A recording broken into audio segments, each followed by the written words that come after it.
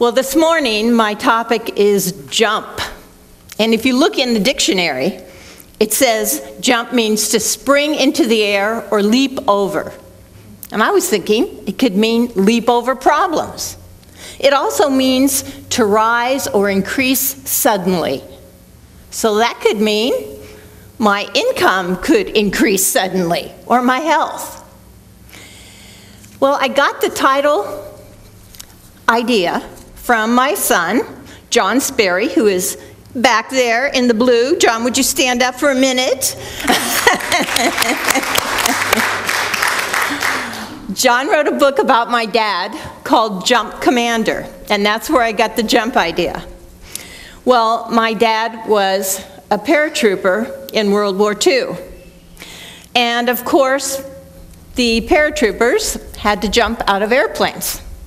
And that is always scary, no matter how brave you are. But they knew that in order to achieve their objective, they were going to have to jump out of the plane and land behind enemy lines. And so they had to use their courage and believe and know that their parachute would support them and that they would land safely.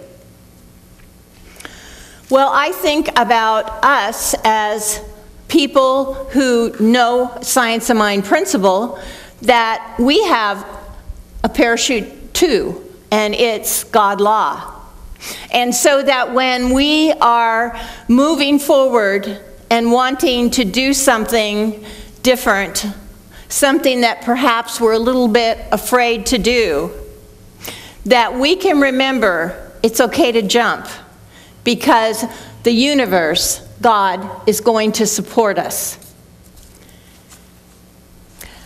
I also was thinking about my 6-year-old granddaughter, Daniela. Last year, she was a little afraid of the water, and she still has a little bit of that. But now she's brave enough to stand on the side of the pool and jump in. But before she does, she stands there and she goes, "I can do this." And then she jumps in. And before she swims across the pool, when she's not by the edge, she goes, "I can do this." So I thought, I'm going to use that. When I'm a little afraid, I can do this. Well, jumping is an interesting thing. Somebody might say, you know, you're telling me to jump and I can hardly move. Maybe you can hardly move physically, or maybe you can hardly move in the situation you're in because you feel bogged down. Well, in Science of Mind, we know that movement is life. And so there are ways we use to help us move forward. And our favorite way is treatment. Knowing that God is everywhere present, as Roberta said in her prayer treatment, and knowing that we are one in God and live our life as an expression of God. And so all that power and love of the universe, of God, is supporting us. And then in treatment, we declare what we want and believe it. And then let go, or you could say, jump. Well, I was looking through some books for some good stories about people who did some things that were pretty challenging, but decided to do them anyway.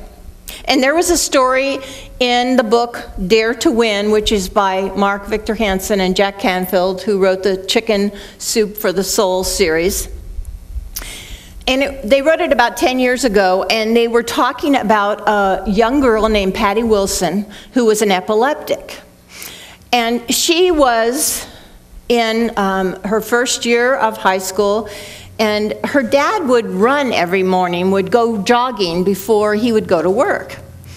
And she really wanted to do this, but she was afraid she'd have an epileptic fit. And so she decided to talk to her dad about it. And he said, "Honey, why don't you do it with me?" He said, "If you have an epileptic seizure, I know what to do, and I'll take care of you." And so she decided to start running with him. And she was always healthy. She never had this situation come up. And she started feeling strong and good, and she was happy about this running. And she said, you know what, Dad, I think I want to break the woman's world long distance record for running. And she lived in Orange County, and the longest distance a woman had run at that time was 80 miles. And so she decided, instead of just trying to barely break it, she wanted to run to San Francisco. So they set it up. Dad ran beside her, Mom drove behind him in the van, and she made it all the way. And on her t-shirt she had, "I love epileptics." Well, she continued to do runs to raise money to help in the research for this disease.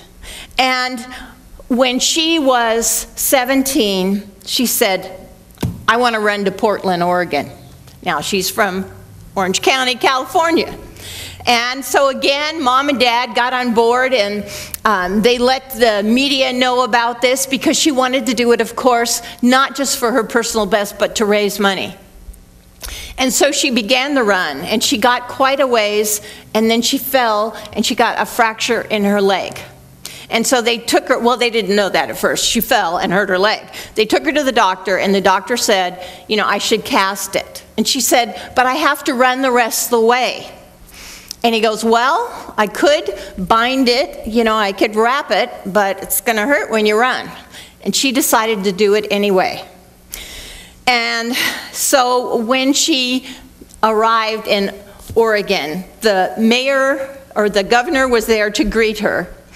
And the news media said, super runner ran all the way for, to raise money for research for epileptics. And it was in the media. And over the years, she kept this running, and she raised over $17 million. And this was a person who had what somebody might call a handicap that could have limited her tremendously, but instead she decided to overcome it. I love the way determination can help us jump. There was another story in the same book about a little boy named Tommy Tiggle. He was 9. And he came up with this idea. He wanted world peace. I think that's a pretty good idea. So he designed this bumper sticker, and it's really cute if you see it. It says, "Peace, please, do it for kids." And it's kind of in kids' writing. And he had heard that Mark Victor Hansen had a bank for kids where they could go and borrow money.